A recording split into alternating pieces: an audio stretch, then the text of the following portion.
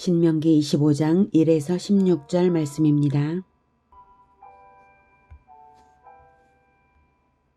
25장. 사람들 사이에 시비가 생겨 재판을 청하면 재판장은 그들을 재판하여 의인은 의롭다 하고 악인은 정죄할 것이며, 악인에게 태형이 합당하면 재판장은 그를 엎드리게 하고 그 앞에서 그의 죄에 따라 수를 맞추어 때리게 하라. 40가지는 때리려니와 그것을 넘기지는 못할지니, 만일 그것을 넘겨 매를 지나치게 때리면 내가 내 형제를 경히 여기는 것이 될까 하노라. 곡식 떠는 소에게 망을 씌우지 말지니라. 형제들이 함께 사는데 그중 하나가 죽고 아들이 없거든 그 죽은 자의 아내는 나가서 타인에게 시집가지 말 것이요, 그의 남편의 형제가 그에게로 들어가서 그를 맞이하여 아내로 삼아 그의 남편의 형제된 의무를 그에게 다 행할 것이요, 그 여인이 낳은 첫 아들이 그 죽은 형제의 이름을 잊게 하여 그 이름이 이스라엘 중에서 끊어지지 않게 할 것이니라. 그러나 그 사람이 만일 그 형제의 아내 맞이하기를 즐겨하지 아니하면 그 형제의 아내는 그 성문으로 장로들에게로 나아가서 말하기를, 내 남편의 형제가 그의 형제의 이름을 이스라엘 중에 잊기를 싫어하여 남편의 형제된 의무를 내게 행하지 아니하나이다 할 것이요, 그 성읍 장로들은 그를 불러다가 말할 것이며, 그가 이미 정한 뜻대로 말하기를 내가 그 여자를 맞이하기를 즐겨하지 아니하노라 하면 그의 형제의 아내가 장로들 앞에서 그에게 나아가서 그의 발에서 신을 벗기고 그의 얼굴에 침을 뱉으며 이르기를, 그의 형제의 집을 세우기를 즐겨 아니하는 자에게는 이같이 할 것이라 하고, 이스라엘 중에서 그의 이름을 신벗김 받은 자의 집이라 부를 것이니라. 두 사람이 서로 싸울 때에 한 사람의 아내가 그 치는 자의 손에서 그의 남편을 구하려 하여 가까이 가서 손을 벌려 그 사람의 음낭을 잡거든 너는 그 여인의 손을 찍어버릴 것이고 내 눈이 그를 불쌍히 여기지 말지니라. 너는 네 주머니에 두 종류의 저울추 곧 큰 것과 작은 것을 넣지 말 것이며, 내 집에 두 종류의 돼 곧 큰 것과 작은 것을 두지 말 것이요, 오직 온전하고 공정한 저울추를 두며 온전하고 공정한 되를 둘 것이라. 그리하면 내 하나님 여호와께서 내게 주시는 땅에서 내 날이 길리라. 이런 일들을 행하는 모든 자, 악을 행하는 모든 자는 내 하나님 여호와께 가증하니라. 사랑하는 형제 여러분, 3월 15일 월요일 새벽 묵상에 오신 것을 환영합니다.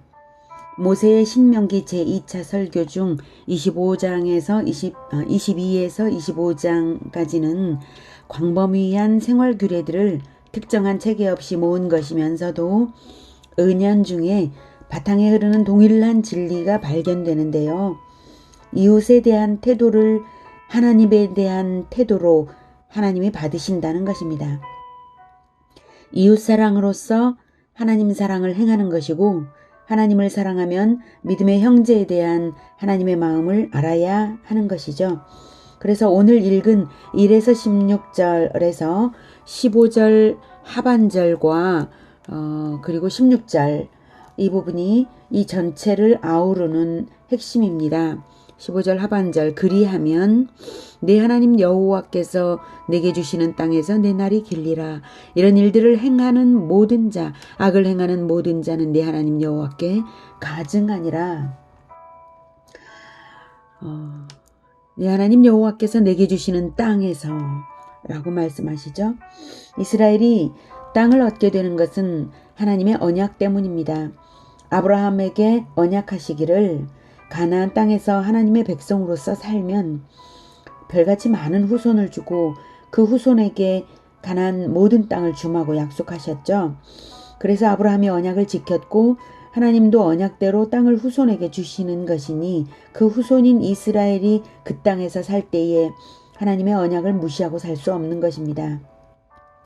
창세기 26장 4, 5절에는 네 자손을 하늘의 별과 같이 번성하게 하며 이 모든 땅을 네 자손에게 주리니 네 자손으로 말미암아 천하 만민이 복을 받으리라.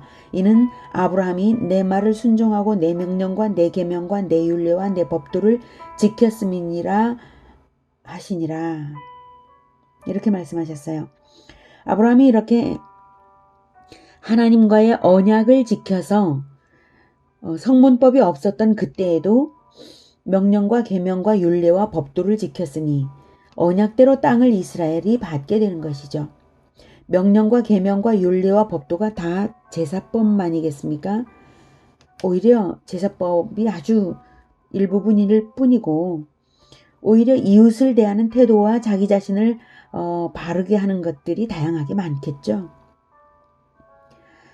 아브라함은 하나님의 말씀을 순종하고자 깊이 묵상하여서 아브라함은 귀로 들은 그 말씀을 생활의 여러 요소와 상황 가운데에서 하나님의 명령과 계명과 율례와 법도를 지킨 것입니다.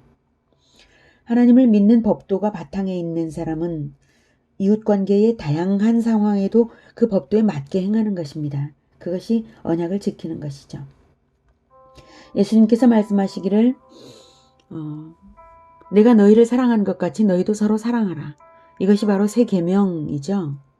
언약에는 계명이 있고 계명을 지키면 언약을 지키는 것입니다. 형제 사랑을 명령하셨기 때문에 형제 사랑을 하는 것이 하나님과의 언약을 지키는 것이죠. 아브라함은 그러한 신실함 때문에 그 땅을 받게 된 이스라엘입니다. 마땅히 땅을 보면 언약의 하나님을 생각하여서 이웃관계의 신실함을 나타내어야 하는 것입니다. 그러면 하나님은 다시 땅에서의 축복으로 돌려주신다는 말씀이죠. 땅은 살아가는 모든 자원을 의미합니다.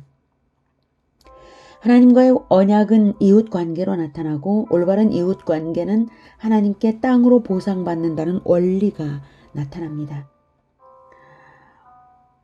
사람들은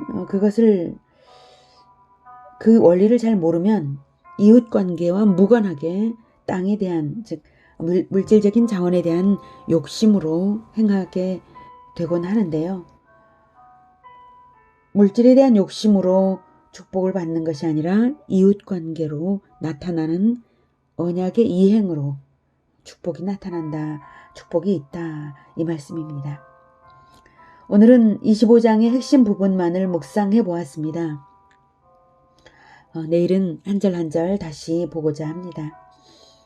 오늘은 우리 이웃에 대한 태도를 눈여겨보시며 우리에게 땅의 축복을 주시고자 하는 하나님을 만났습니다.